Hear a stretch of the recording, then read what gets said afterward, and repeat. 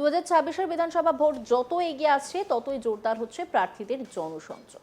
অনেক প্রার্থীকে প্রচারে বেরিয়ে চুল দাড়ি কেটে দিতে দেখা গিয়েছে। কেউ কেউ আবার বাড়ির হেসেলে ঠুকে রুটিও বানিয়ে দিচ্ছেন। এরই মধ্যে একজন প্রার্থীকে দেখা গেল প্রচারে বেরিয়ে নির্মীয়মান শ্রমিকদের সঙ্গে বাড়ি তৈরির কাজে হাত লাগালেন। নির্মীয়মান বহুতলে কাজ করছিলেন শ্রমিকরা। প্রচারে বেরিয়ে সেখানে পৌঁছে নির্মাণ শ্রমিকদের হাতে হাত লাগান বিজেপি প্রার্থী।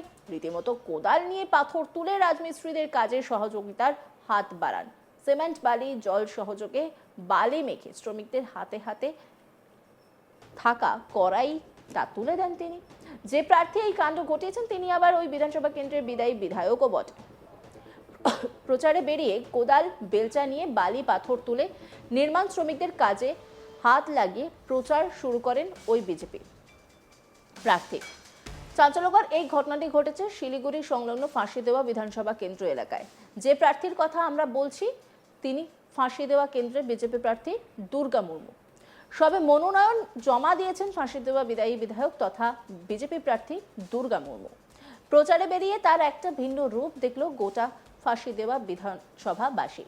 নির্মীয়মান বহুতলে কাজ করছিলেন শ্রমিকরা। প্রচারে বেরিয়ে সেখানে পৌঁছে রাজমিস্ত্রি শ্রমিকদের হাতে হাত লাগালেন বিজেপি প্রার্থী। রীতিমতো কোদাল নিয়ে পাথর তুলে রাজমিস্ত্রিদের কাজে সহযোগিতার হাত বাড়ান।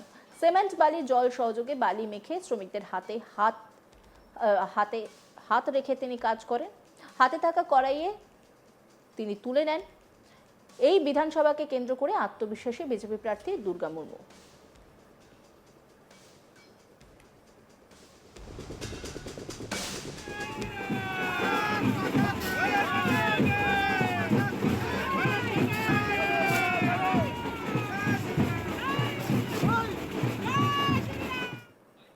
দুর্গা মুর্মু তিনি কি বলছেন শোনাব আপনাদের। এটা খুব আনন্দের খবর। আমরা নিজে 2021-এ যখন আমি প্রচারে নেমেছিলাম সেই সময় আমরা মানুষের সাড়া পেয়েছি, কিন্তু এবারে তার দ্বিগুণ সাড়া পাচ্ছি। কখন যে বেলা যাচ্ছে কখন যে বেলা শেষ হচ্ছে আমরা নিজেরাই বুঝতে পারছি না, এবং সমস্ত খিদা আমাদের শেষ হয়ে গেছে। কারোর খিদা পাচ্ছে না, বলছে যে সবাই যে আমরা জনসংযোগ করব। প্রায় আমরা 7 কিলোমিটার, আজকে আমরা হয়তো 11:30 থেকে শুরু করেছিলাম, তাহলে আমরা এই 7 কিলোমিটার প্রচারে আমরা কোনো জায়গায় এমন ব্যক্তিকে দেখলাম না যারা নিরাশ হয়ে বা আমাদের কোনো সাড়া দিচ্ছে না। আমরা যখন যেদিকেই তাকাই সেদিকেই বলছে যে রামরাজ, জয় শ্রীরাম বলছে। বাস্তবে এরা পশ্চিম বাংলায় দেখছেন, আপনারা মিডিয়া বন্ধুরা আপনারাই আছেন, এটা হয়তো ভাবতে পারেন বা কেউ বলতে পারে যে দেখেন নিজের দলের জন্য একটা সুখবর দিচ্ছে, সেটা না। এখানে মানুষ দোষের সমাজে মানুষ সবার সামনে এমনভাবে সাড়া দিচ্ছে, মানে মানুষের সত্যি এত সাড়া পাওয়া এই 2026-এ আমরা একদমই ডিক্লেয়ার হয়ে গেছে মনে হয় আমাদের 2026-এ কিন্তু বিজেপি সরকার আসতে চলেছে। তো স্বাভাবিক মানুষের মন এখানে ক্ষোভ আছে, কোনো কিছু সেভাবে তারা ব্যবস্থা বলতে আমাদের এই পশ্চিম বাংলায় সাধারণ দরিদ্র মানুষের যেভাবে উন্নয়ন ব্যর্থ হয়েছে, এই সরকার নারীর সম্মান হনন করেছে। এই সরকার রাস্তা থেকে অন্যান্য পানীয় জল থেকে শুরু করে বিভিন্ন আপনার উন্নয়নমূলক কাজ সম্পূর্ণভাবে ব্যর্থ। তদারূপ পশ্চিমবাংলার মানুষ বুঝে গেছে। এবারে উন্নয়ন করতে গেলে আমাদের ভারতীয় জনতা পার্টি ছাড়া কোনো বিকল্প নাই। তাই বিজেপি সরকার আনার জন্য এখানে এবং অস্তিত্ব লড়াইয়ের জন্য মানুষ কিন্তু বুঝে গেছে এবারে পশ্চিমবাংলায় লড়াই করছে। শ্রমিকের রূপ নিয়ে নিলেন, একেবারে প্রচারে নেমে শ্রমিকদের বেলচা দিয়ে গুজরি তুলে দিলেন। দেখেন এটা স্বাভাবিক, আমি ওই জায়গাটাইতেই ছিলাম। আপনারা হয়তো আমার জীবনী আমি নিজেই বলছি না, হয়তো কেউ দেখেছে সে সমস্ত জায়গায়। আমি এগুলো আমার ইচ্ছা এবং সেই দুঃখর সেই সময়টাকে আমি মানে পার হয়ে আসছি। আমার কোনো সময় সেরকম যদি আমার কাজের একটা ইন্টারেস্ট, এখনো আমার সকাল থেকেই কাজ করি, তো স্বাভাবিক ওই যে আমি দেখলাম আমি নদীতেও ট্র্যাক্টরে বেলচা দিয়েছি, তো আমার একটু মনে হলো যে আরেকবার এনার্জি বাড়ায়, অর্থাৎ শারীরিক চর্চা যেটাকে বলে, আমি সেই বেলচা দিয়ে এবং সেই মানুষদের সঙ্গে আমার জনসংযোগ এবং তাদেরকে আমি তাদের মাথায় বেলচা দিয়ে তারপর তাদের টুকরিটাকে তাদের মাথায় দিলাম। জয় নিয়ে কতটা আছে? জয় নিয়ে এখানে আমাদের 100% শিওর আছে এবং বাংলার পরিবর্তন হচ্ছেই। লিড কত ভাবছেন?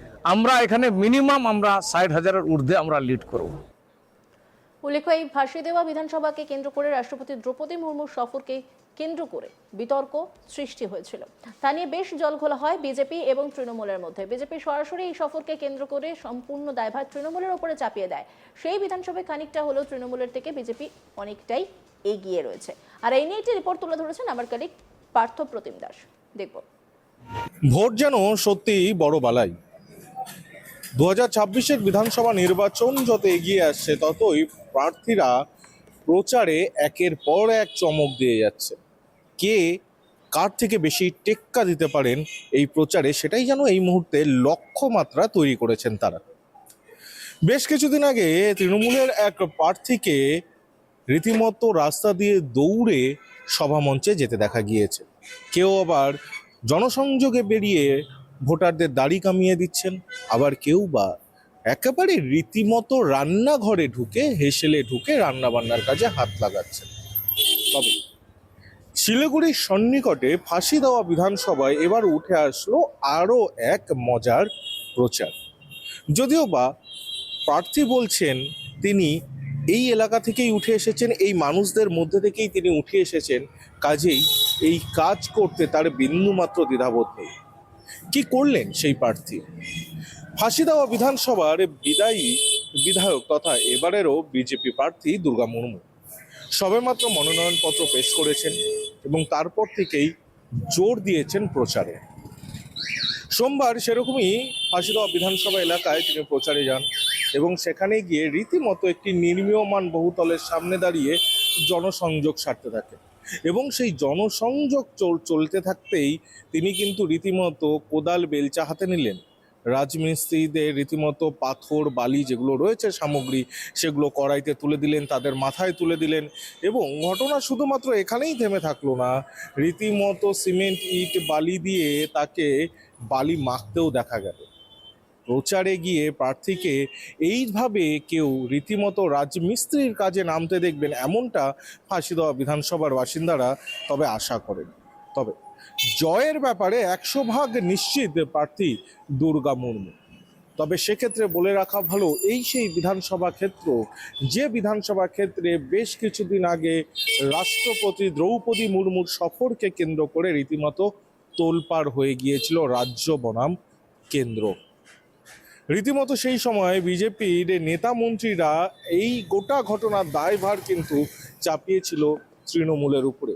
যদিও বা তৃণমূল তাদের তরফ থেকে যে ধরনের সাফাই প্রয়োজন তা অবশ্যই দিয়েছেন, তবে সেই জায়গায় দাঁড়িয়ে তর্ক বিতর্ক পার করেও ফাঁসি দেওয়া বিধানসভায় কিন্তু খানিকটা এই ঘটনার পর খানিকটা এগিয়ে রয়েছে বিজেপি, এটা আর বলার অপেক্ষা রাখে না। তবে একেবারে কোদাল বেলচা হাতে রাজমিস্ত্রির কাজে সহযোগিতার বিষয় নিয়ে প্রার্থীর কিন্তু সাফ বক্তব্য। তিনি একদম স্পষ্টত জানাচ্ছেন যে আমিও এদের মাঝখান থেকেই উঠে এসেছি, আজকের তারিখেও নদী বা এই ধরনের কাজকর্ম যেখানে হয় সেখানে আমি যাই, তাদের সাথে কথা বলি, তার কোনো আপত্তি নেই এই বিষয়ে। এখন দেখবার বিষয় 26-এ বিধানসভা নির্বাচনেই ফাঁসি দেওয়া বিধানসভা ঠিক কার ঝুলিতে গিয়ে জয়ের হাসি হাসি। অন্যান্য খবরের আপডেটের জন্য অবশ্যই নজর রাখুন আজ তাক বাংলার ইউটিউব স্ট্রিমিংয়ে।